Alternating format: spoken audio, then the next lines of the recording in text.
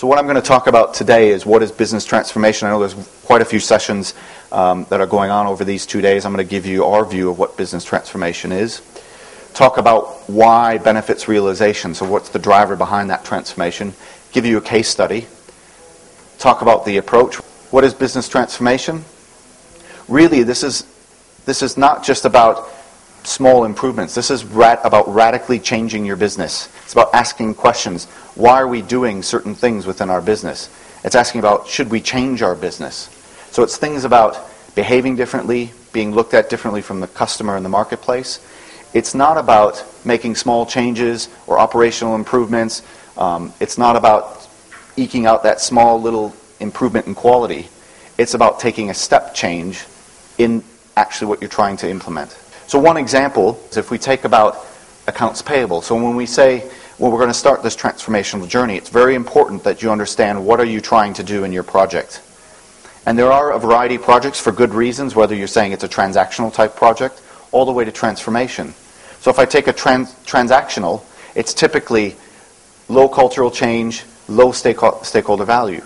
It may just be, well, we're going to implement a new program in SAP that just may save half a day of my time for a few employees. When I look at transformation, this is about, an example would be the majority, when suppliers send in the invoice, it automatically triggers a payment and therefore there's no employees. Radically way of change in terms of how you actually work.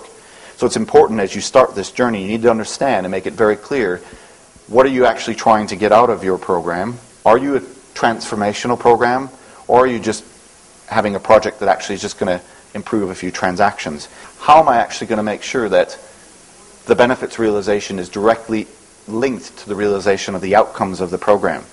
How do I make sure that I'm actually shaping the scope of the program through a benefits-led design? Again, it's not a business case activity that I do up at front, put on the shelf. It's about how do I realize those benefits through the journey. It's about aligning the cost and the scope to make sure that you're maximizing the benefits and the return on investment.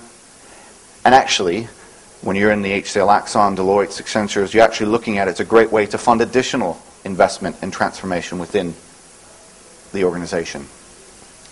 So let's take a case study from HCL Axon. Birmingham City Council, it's the largest within Europe. Birmingham had asked HCL Axon to come in and have a look at how could they actually be able to achieve two outcomes within their council as they were starting to grow. And as we know, in every public sector, there's always challenges on the budgets of those organizations. Their goal was to deliver efficiency savings. They wanted to change the way that they actually provided services. They looked at it in a way of saying, we have customers. We don't just have voters, right? So we have customers. And so they really looked at themselves as a business. So they organized their corporate services into 5 major streams around often SAP. So if you think of R2R, procure to pay. And they actually went around into each of what they called directorates. So if you think of the directorates as almost like divisions within this company. So whether you have child care or you may have public housing, those would be the directorates. So think of those as different divisions. So they looked across, for example, collecting cash. How could we actually make sure that it's easier for our customers to pay, therefore freeing up working capital? How could we improve our record-to-report area by having business intelligence, automated reports, and not have people on Excel spreadsheets that taking a long time to actually get that information out? The biggest area that they were able to find was around the procure-to-pay. And this was around streamlining processes across their entire organization. So whether it was procurement cards, whether it was central receipt of invoices, a lot of things that you may think in the private sector are kind of straightforward. But if you think of the public sector, and I'm sure it's the same here in India, I mean, oftentimes the technology and process enablement's a bit behind the times. Same in England. Just by going about this process, 30% fewer invoices.